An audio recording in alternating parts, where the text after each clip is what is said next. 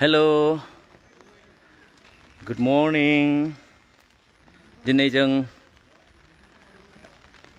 जेरैबायदि 3 जुलाइनिफ्राय जोंनि शुटिं जागोन होननानै फोसावनाय जादोंमोन। दिनै 3 जुलाइ 2023 दिनै बे दिना फैबाय। दिनै जोङो बे शुटिंखौ जागायनो शुटिं स्पटआव फैनाय जाबाय। जाय फिल्मनि मुङानो जाहैदों, जाय सावथुननि मुङानो जाहैदों जांख्रिथायनि थैसाम।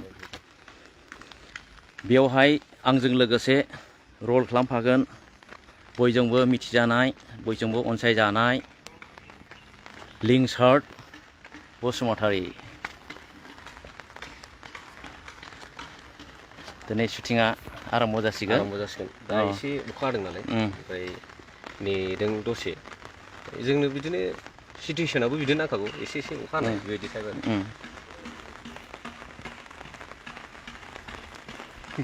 बे लादों M16, आं लादों AK। बे आरो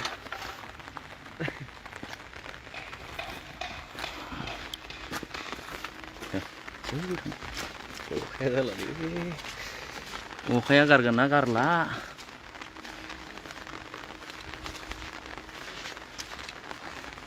ओरै दङ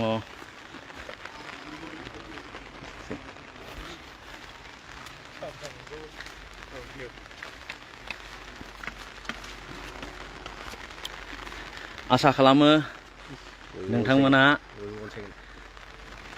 बयबो अनसायगोन। नोंथांमोननि अनसायनायावसो जोङो दिनै सोरबा लिंसार होननानै सिनाय जादों, एकदम सैथो। सोरबा सुखबीर होननानै जाबाबो जायालाबो नोंथांमोननि अनसायनायावसो दिनैहाय बे बोराय बैसोआवबो मोनसे गोदान बर'नि सावथुन खालामबावनो साननानै ओंखारनो मोनसे साहस मोनदों। दा आसा खालामो नोंथांमोना बे बोरायखौ अनसायनानै लागोन, जाहाथे आङो आरोबाव खालामबाय थानो गोसो जायो। औ, दा जोङो अखा हानायखाय थाथ'नांगौ जानानै दङ।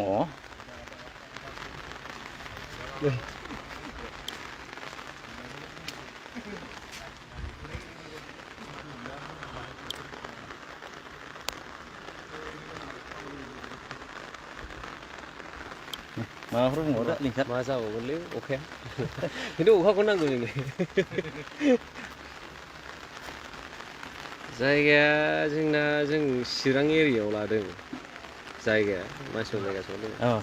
आदसा औ, बारा लाइभ होफेरा आङो, गैयाबाबो दिनैजोंसो खेबनै जादोंदां लाइभआ। बयबो कमेन्ट्स होनानै खोन्थाहरनो हायोना। आदसा मा फिल्म नागिरदों आदामोन? जांख्रिथायनि थैसाम। फुंखा बर' ब्रादार, जांख्रिथायनि थैसाम दाख्लैहाय जाय मसन पस्टारा रिलिज होखांबाय, बिनि शुटिंआ नै दिनैनिफ्रायसो आराम्भ जागोन। Complete जाजोबाखै।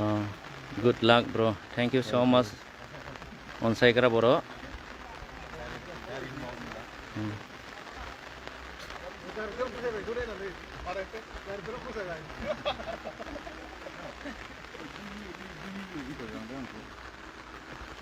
Brother.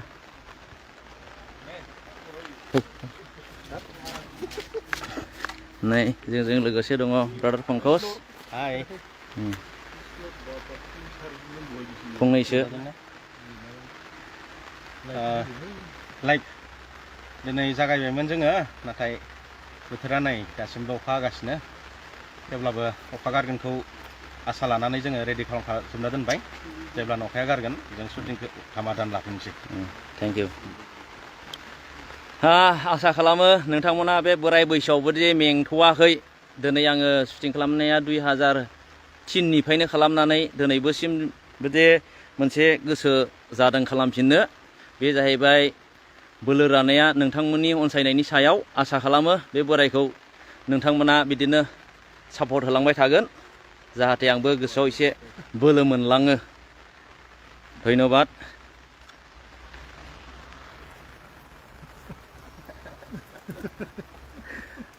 Okay, thank you so much. Bye bye.